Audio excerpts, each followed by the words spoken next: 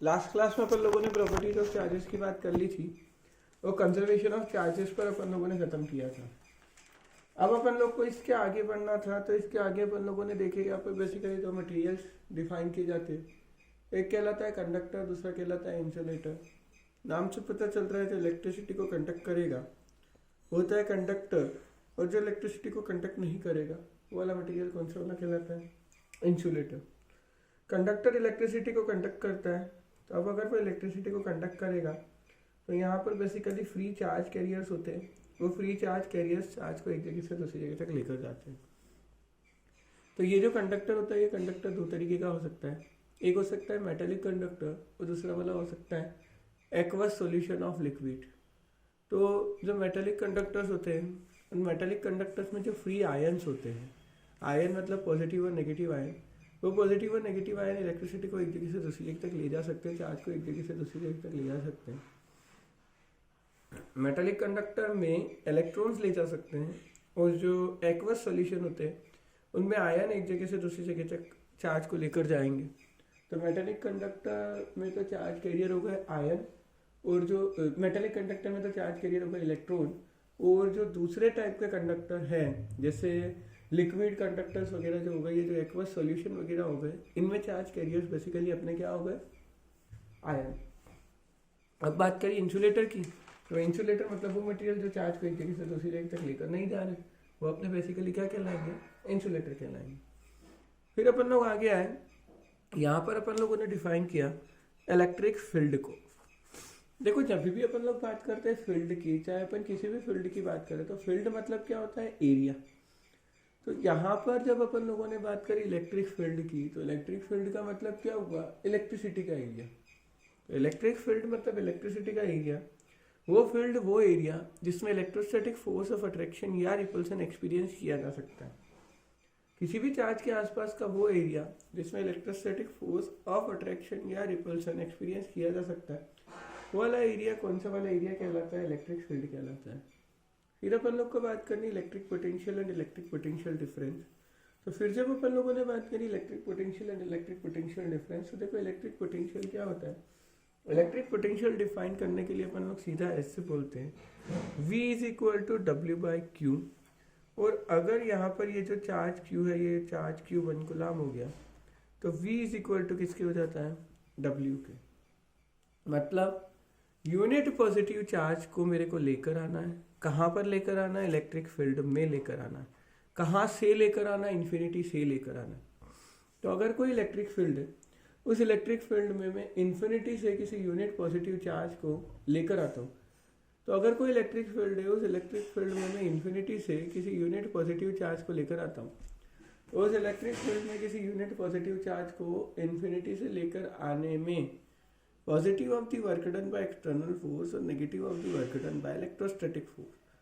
मतलब जो electrostatic force होगा, जो कूलम्ब फोर्स है, उस कूलम्ब फोर्स से होने वाले वर्क का नेगेटिव वर्क, और जो एक्सटर्नल फोर्स है, उस एक्सटर्नल फोर्स से होने वाले वर्क का positive work. To move that charge from infinity to that point, किसी चार्ज को इन्फिनिटी से उस पॉइंट तक लाने में एक्सटर्नल फोर्स का पॉजिटिव वर्क और इलेक्ट्रोस्टैटिक फोर्स का नेगेटिव वर्क उस चार्ज की उस जगह पर इलेक्ट्रिक पोटेंशियल के इक्वल होता है।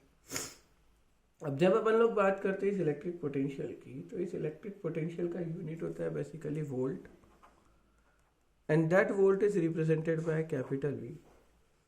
इलेक्ट्रिक पोटेंशियल का यूनिट होता है volt, that volt is represented by capital V। And we can say that here 1 volt is equal to 1 joule per 1 coulomb. 1 volt is equal to 1 joule per 1 coulomb.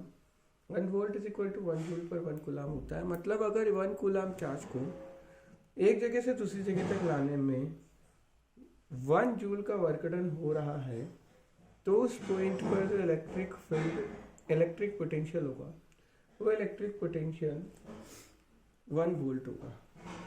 ये electric potential अपने आप में एक scalar quantity होती है। फिर अपन लोग को यहाँ पर डिफाइन करना होता है electric potential difference. Electric potential difference कैसे डिफाइन किया जाता है? किसी एक चार्ज को एक जगह से दूसरी जगह तक मूव कराने में वही positive of the work done by external force और negative of the work done by electrostatic force.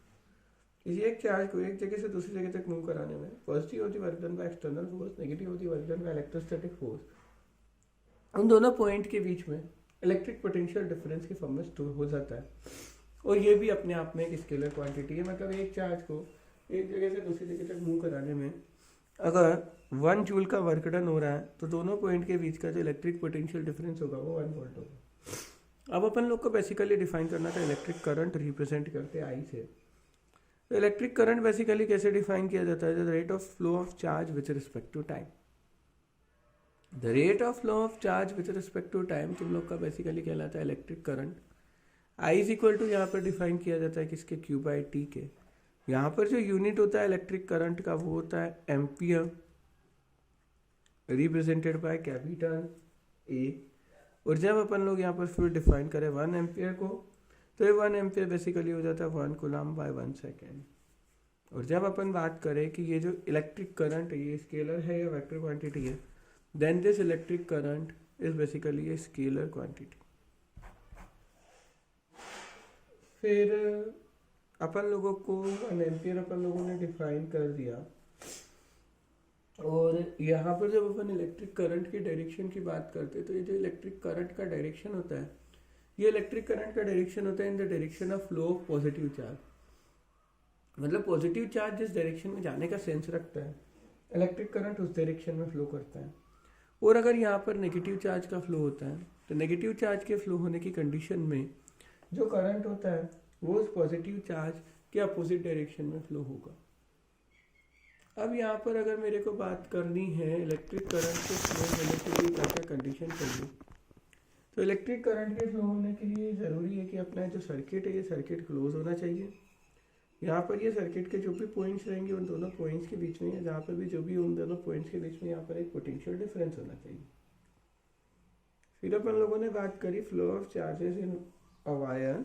उस वायर में चार्जेस का कैसे क्या फ्लो हो रहा है ये मेरे को देखना था। अगर ये अपन लोग को ये वायर दे रखा है, ये दे रखी है बैटरी और ये अपने पास एक की, ये बैटरी का पॉजिटिव है ये बैटरी का नेगेटिव है। बैटरी के पॉजिटिव से यहाँ पर अप्लाई हुआ पॉजिटिव पोटेंशियल, बैटरी के नेगेटिव से यहाँ अप्लाई हुआ नेगेटिव पोटेंशियल। पॉजिटिव चार्ज की फ्लो की डायरेक्शन में पॉजिटिव चार्ज फ्लो करेगा क्योंकि नेगेटिव पॉजिटिव अट्रैक्शन। और यहाँ पर अगर ये कोई नेगेटिव चार्ज हुआ तो ये नेगेटिव पॉजिटिव अट्रैक्शन ये इधर जाने लग जाएगा। तो इस तरीके से यहाँ पर एक इलेक्ट्रिक फील्ड के डेवलपमेंट के कारण यहाँ पर चार्ज फ्लो करने लग जाएगा। और जैसे ही यहाँ पर चार्ज फ्लो करने लग जाएगा तो अपनी सर्किट में इलेक्ट्रिक करंट फ्लो होने लग जाएगी। अब अपन लोग को बेसिकली बात करनी थी इलेक्ट्रिक सर्किट की। तो जब अपन लोग बात करते हैं इलेक्ट्रिक सर्किट की तो देखो इलेक्ट्रिक सर्किट क्या होता है? The continuous close path for the flow of electric current. और एक ऐसा क्लोज कंटिन्यूस पाथ जिसमें इलेक्ट्रिक करंट फ्लो कर सकती है, वो close continuous path electric current का फ्लो करने के लिए जो होता है वो close continuous path for the flow of electric current ही क्या कहलाता है? Electric circuit. अब अपन लोग को बात करनी इलेक्ट्रिक सर्किट के वेरियस कंपोनेंट। इलेक्ट्रिक सर्किट के अलग अलग कंपोनेंट्स की अपन लोग को बात करें तो इलेक्ट्रिक सर्किट के अलग अलग कंपोनेंट्स अपने हो सकते हैं। और वो जो इलेक्ट्रिक सर्किट के जो कंपोनेंट है उसमें सबसे पहला कंपोनेंट हुआ अपने सेल। ये होता है बेसिकली सेल जिसमें एक होता है पॉजिटिव और एक क्या होता है? नेगेटिव। ये सिंबल बेसिकली सेल का होता है और ये सेल बेसिकली दो पॉइंट्स के बीच में इलेक्ट्रिक पोटेंशियल को डेवलप कराने के काम आता है। मतलब जो भी दो पॉइंट्स होंगे उन दोनों पॉइंट्स के बीच में इलेक्ट्रिक पोटेंशियल डेवलप कराना है। तो यहाँ पर अपन लोग का बेसिकली सेल यूज में लिया जाए। सेल के बाद अपनी जो बेसिकली यूज आती है बैटरी। बैटरी या फिर अपन लोग बोलते हैं कॉम्बिनेशन ऑफ सेल।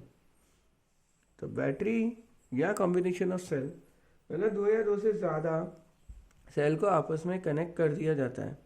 तो दो या दो से ज़्यादा सेल्स को आपस में कनेक्ट करने पर ये अपनी बन गई एक बैटरी। ये जो बैटरी होती है ये बैटरी बेसिकली अपन ऐसा बोल सकते हैं ये लार्ज पोटेंशियल डिफरेंस डेवलप करेगी दो पॉइंट्स के बीच में, एक ज़्यादा पोटेंशियल डिफरेंस डेवलप करेगी दो पॉइंट्स के बीच में। फिर यहाँ पर होती है प्लग की। ये प्लग की दो तरीके की दो वेराइटी के यूज़ में ली जा सकती है। एक तो है ओपन की। ओपन की मतलब ये दिख रहा है तुम लोग को ये की ओपन है। ये की ओपन रहेगी तो इसमें किसी तरीके की कोई करंट का फ्लो नहीं होगा। एक ये हो गई ओपन की, एक ये हो गई ओपन की, मतलब अपन ने यहाँ पर ज्वाइंट कर ही नहीं रखा। तो जब मैंने यहाँ ज्वाइंट कर ही नहीं रखा तो ये जो की है ये की अपनी कैसी वाली की हो जाएगी, ओपन की हो जाएगी। ये सर्किट इनकम्प्लीट सर्किट को बताती, मतलब इसमें से करंट का फ्लो नहीं हो रहा है। फिर अपन लोग जब बात करते हैं क्लोज की, तो क्लोज की जब अपन लोग बात करते हैं तो क्लोज की जो होती है वो क्लोज की बेसिकली करंट फ्लो कर सकती है। ये हो गई क्लोज की, यहाँ पर बीच में डॉट लगा हुआ रहेगा, डॉट लगा हुआ है तो ये करंट को पास करवाएगी, ये हो गई क्लोज की। या फिर इस वाले में बात करूँ तो ये हो गई क्लोज की, यहाँ पर भी करंट का फ्लो होगा। वायर जॉइंट, वायर क्रॉसिंग, ये एक वायर है, यहाँ पर मैंने वायर को ज्वाइन कर दिया, ये हो गया वायर जॉइंट। जब भी वायर जॉइंट होगा तो वायर जॉइंट में यहाँ पर करंट का एक्सचेंज होगा, मतलब यहाँ से करंट आया, ये करंट आके इधर गया, इधर गया, वायर जॉइंट है, वायर जॉइंट में करंट का एक्सचेंज होगा, ये होगा वायर जॉइंट। और वायर क्रॉसिंग हो गया तो ये इस टाइप की वायर क्रॉसिंग होती है। वायर क्रॉसिंग मतलब ऐसी क्रॉसिंग जिसमें करंट का एक्सचेंज नहीं होता है, तो यहाँ पर तो करंट का एक्सचेंज होगा।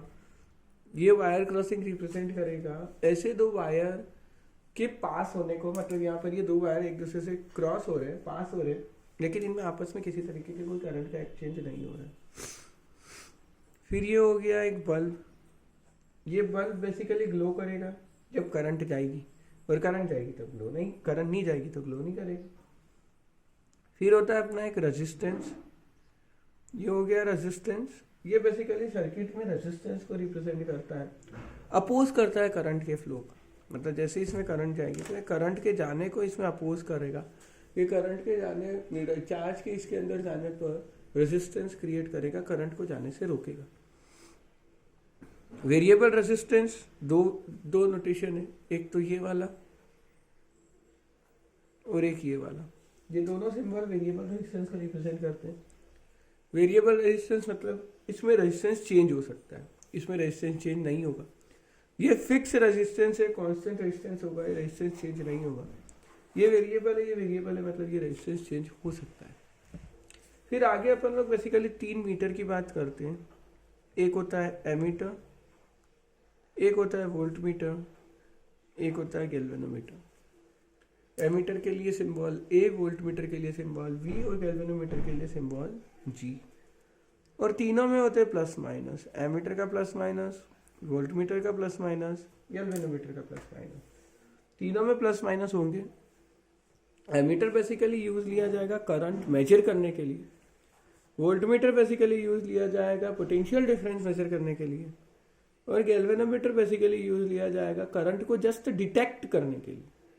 ये करंट को जस्ट डिटेक्ट करता है, मतलब हल्की सी करंट कहीं पे भी कैसे भी जाएगी और ये हल्का सा डिफ्लेक्ट हो जाए, लेकिन ये करंट मेजर करेगा और ये पोटेंशियल डिफरेंस मेजर करेगा।